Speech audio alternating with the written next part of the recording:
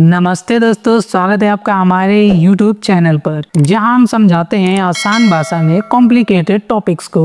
दोस्तों, आज हम बात करेंगे एक ऐसे इकोनॉमिक और इंटरनेशनल ट्रेड टर्म के बारे में जो आजकल न्यूज की हेडलाइन में बनी हुई है, और वो है रेसिप्रोकल टैरिफ। दोस्तों, आज की वीडियो में हम जानेंगे कि आखिर यह रेसिप्रोकल टैरिफ है क्या और यह काम कैसे करता है, और इस टैरिफ को एक देश दूसरे देश पर क्यों लगाते हैं और इसके क्या क्या फायदे और नुकसान होते हैं। दोस्तों, मैं आपको इस वीडियो में बाकियों की तरह कॉम्प्लिकेटेड डेटा तो नहीं दूंगा, पर कुछ भारत और अमेरिका की डेटा जरूर आपको देखने को मिलेगी, जिससे आपको आसानी से समझ आ सके कि आखिरकार यह टैरिफ होता क्या है। और आगे के टॉपिक में हम इसको जानेंगे कि आखिर इसको लगाने की एक देश को जरूरत क्यों पड़ती है, और यदि किसी देश पर यह टैरिफ लगा दिया जाए तो उस देश के नागरिकों पर इस टैरिफ का क्या प्रभाव पड़ता है, और भारत और अमेरिका पर इस टैरिफ लगाने का क्या प्रभाव पड़ेगा। इसके साथ ही आपको टैरिफ और टैक्स में क्या अंतर होता है, ये चीजें भी आपको हम इस वीडियो में पूरी तरीके से बताएंगे, जिससे आपको पूरा फंडामेंटली क्लियर हो जाए कि टैरिफ होता क्या है और लगाया क्यों जाता है। तो दोस्तों, चलिए शुरू करते हैं, आखिर ये टैरिफ होता क्या है। दोस्तों, जब एक देश दूसरे देश से कोई भी सामान मंगाता है तो सरकार उस पर कुछ टैक्स लगा देती है, उसी को टैरिफ कहते हैं। पर यह आसानी से सभी को समझ में आ जाए, ये इतना आसान भी नहीं है।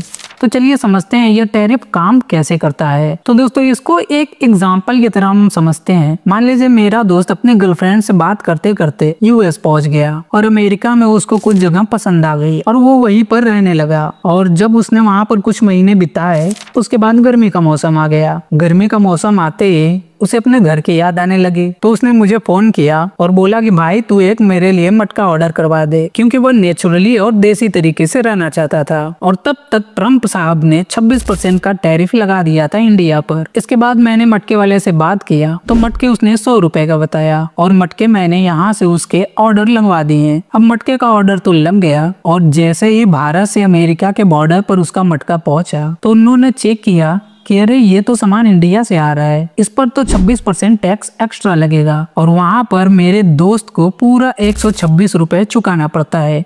डिलीवरी चार्ज को इसमें जोड़ा नहीं गया है। अब इसमें उसका मटका था बस 100 रुपए का, और वो भारत से मंगाया। पर अमेरिका ने इंडिया पर 26% का टैरिफ लगाया था, जिससे उसको 26 रुपए एक्स्ट्रा देना पड़ा, और वो जो 26 रुपए था वो डायरेक्ट अमेरिका के सरकार के अकाउंट में जाएगी, और ये जो 100 रुपए था 100 रुपए आएगा ये मटके वाले के पास। तो इस तरीके से टैरिफ काम करता है। जो देश टैरिफ लगाता है उसी के देश में महंगाई बढ़ जाती है, वहाँ के नागरिकों को वह सामान ज्यादा महंगा मिलने लगता है। जितने % टैरिफ लगाएगा उतना टैक्स वहाँ के नागरिकों को ज्यादा देना पड़ेगा, या यूँ कहे कि सरकार जितना टैक्स लगाती है वो डायरेक्ट उनके खाते में जाता है। वो अमेरिका से चाहे जो भी कोई भी व्यक्ति इंडिया से सामान मंगाएगा, वो टैरिफ का टैक्स डायरेक्ट यूएस के खाते में जाता है। या यूँ कहें कि अमेरिका ने भारत पर 26% का टैक्स लगाया है, तो 26% अमेरिका वालों को सरकार को देना पड़ता है। और जो देश टैरिफ बढ़ाता है दूसरे देशों पर, उसी के देश में महंगाई बढ़ने लगती है। बाकी इंडिया पर तो इसका कोई फर्क नहीं पड़ेगा, 100 रुपए का मटका 100 रुपए का ही मिलेगा। या इसमें एक साजिश भी होती है कि विदेश पर इतना टैरिफ लगा दिया जाए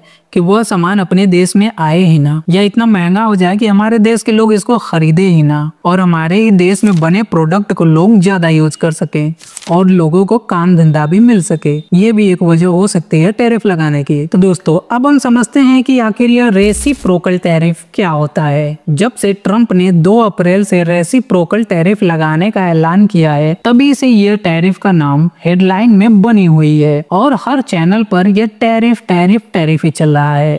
रेसिप्रोकल का मतलब यह होता है कि आप जैसा मेरे साथ करेंगे मैं भी वैसा उसी के साथ करूंगा।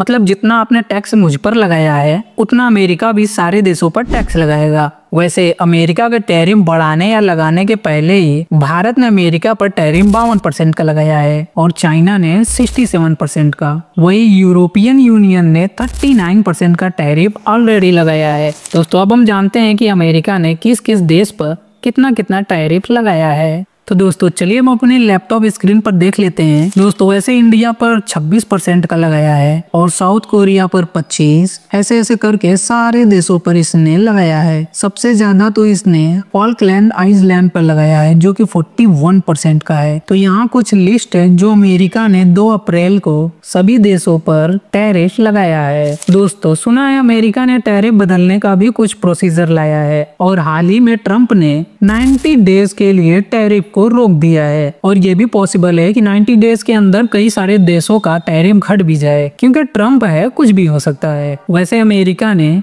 कुछ ऐसे सामान है जिस पर टैरिफ नहीं लगाया है, वो चाहे किसी देश पर हो।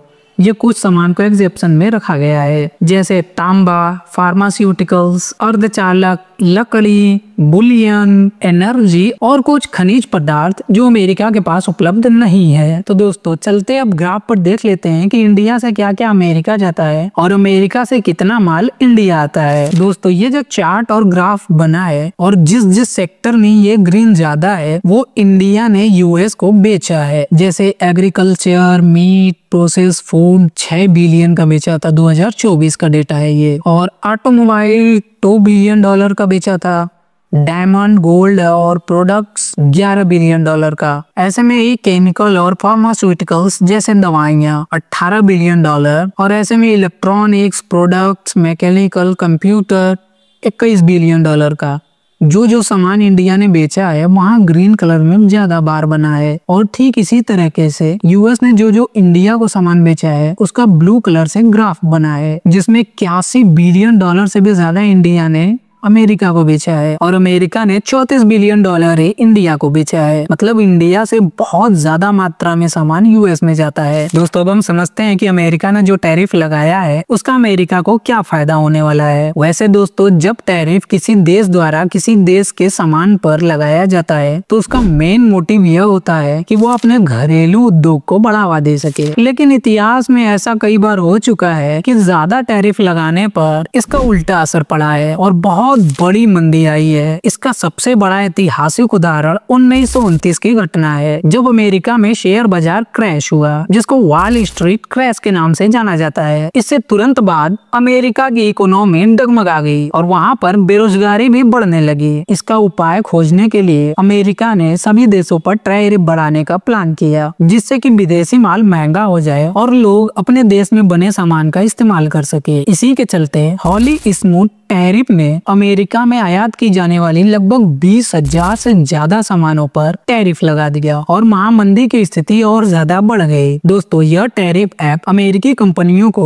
विदेशी कंपटीशन से बचाने के लिए बनाया गया था, लेकिन इसका असर एकदम उल्टा पड़ गया और इसके अगेंस्ट में एक्शन लेते हुए कनाडा, फ्रांस, जर्मनी और ब्रिटेन जैसे देशों ने भी अमेरिका पर भारी टैरिफ लगा दिया। इससे अमेरिकी एक्सपोर्ट बहुत ही नीचे गिर गया और 1929 के मार्केट क्रैश ने भी इस मंदी में भारी महत्वपूर्ण भूमिका निभाई थी। दोस्तों 1929 से लेकर 1934 के बीच तक 66% तक वैश्विक व्यापार में गिरावट आई। इसके वजह से लोगों ने अपना डिमांड कम कर दिया, खर्चे कम कर दिए और इस तरीके से बाजार में और भी ज्यादा मंदी आ गई। अमेरिका में 25% तक बेरोजगारी भी बढ़ गई थी। बैंक भी बहुत सारे घाटे में जा रहे थे और उसने भी अमेरिका की हालत और खराब कर दी थी। कुल मिलाकर 1930 की घटना बहुत बड़ी महामंदी से गुजरी थी। तो दोस्तों आपने इस मंदी को जाना, इसको देखते हुए ये कहा जा सकता है कि टैरिफ लगाने से किसी एक देश पर ही नुकसान नहीं होता, यह कई सारे देशों पर नुकसान पहुंचाता है। पर जो देश ज्यादा टैरिफ लगाता है सबसे ज्यादा नुकसान उसी को उठाना पड़ता है, अगर वो देश आत्मनिर्भर नहीं है तब। ऐसे केस में अगर अमेरिका वालों ने भारत पर टैरिफ बढ़ा दिया तो अमेरिका वाले लोगों को ही सामान महंगा मिलने लगेगा। पर इसमें ट्रंप साहब की कुछ न कुछ रणनीति जरूर लगती है। वो टैरिफ इतना नहीं रखने वाले भारत पर, वो डेफिनेटली आगे चलकर घटाएंगे ही घटाएंगे। यही वजह है कि भारत आत्मनिर्भर की ओर बढ़ रहा है, ताकि आगे चलकर किसी देश पर इतना निर्भर ना हो सके कि उसका गुलाम बन जाए और वो जैसे कहे वैसे बात मानना पड़े। ऐसे में अगर कोई देश आत्मनिर्भर हो जाता है तो अगर उस पर टैरिफ भी कोई देश लगा देता है तो उसको कुछ ज्यादा फर्क नहीं पड़ने वाला, क्योंकि वो माल एक्सपोर्ट नहीं करेगा, जो बनाएगा अपने देशवासियों को यूज करेगा। इससे घर में रोजगार मिलेगा और सामान भी सबको पूरा पूरा मिलता रहेगा। इसलिए आत्मनिर्भर होना हर देश के लिए जरूरी हो गया है। किसी पर निर्भर रहोगे तो गुलामी करनी पड़ेगी दूसरे देशों की। अगर अमेरिका ने फिर कोई टैरिफ लगाने की गलती की और ऐसे ही लगाया ही रह गया तो अमेरिका को फिर 1930 वाली घटना दोहरानी पड़ जाएगी और अमेरिका को फिर एक भारी मंदी का सामना करना पड़ सकता है। दोस्तों, कोई भी देश टैरिफ क्यों लगाता है या यूं कहें कि टैरिफ लगाने से उसको क्या फायदा मिलता है, तो दोस्तों कोई भी देश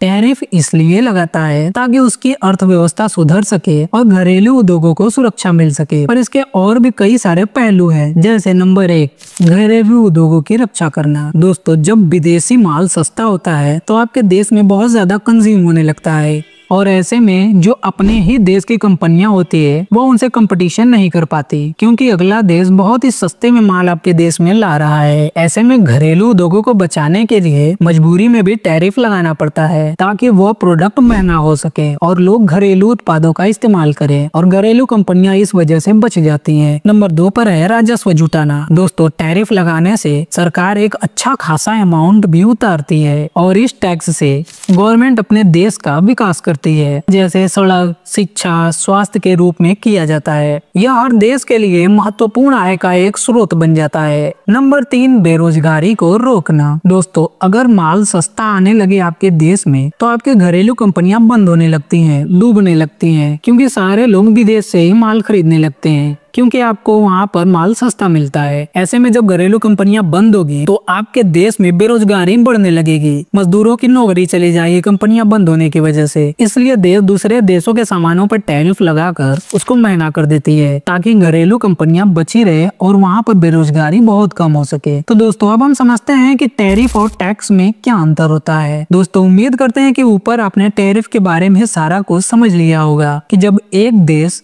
दूसरे देश के सामानों पर कोई शुल्क लगाता है तो उसे ये टैरिफ कहते हैं। यह इंटरनेशनली होता है पर कमाई इसमें देश की ही सरकार करती है। टैक्स होता है जो अपने देश में ही लगाया जाता है, अपने देश के बिजनेस के ऊपर लगाया जाता है, अपने देश के नागरिकों के ऊपर लगाया जाता है। यह कई तरीके से लिया जाता है, जैसे बिजली टैक्स, मकान tax, road tax, property tax, income tax. बहुत सारी तरीके से अपने ही देश में टैक्स लगाई जाती है और उन पैसे का इस्तेमाल सड़क बनाने में, शिक्षा में, स्वास्थ्य में, बहुत सारी अपने देश के विकास ही करने के लिए किया जाता है। तो टैक्स और टैरिफ में बस यही अंतर होता है कि टैरिफ विदेशी में लगाया जाता है विदेशी सामान के लिए और टैक्स जो होता है अपने देश के अंदर ही लगाया जाता है, अपने देश में ही लगाया जाता है। पर दोनों पैसे का इस्तेमाल सामाजिक तौर पर अपने देश के लिए ही किया जाता है। दोस्तों, जब टैरिफ कोई देश लगा देता है तो वहाँ की जनता पर इसका क्या असर पड़ता है। जैसे दोस्तों, अमेरिका ने हाल ही में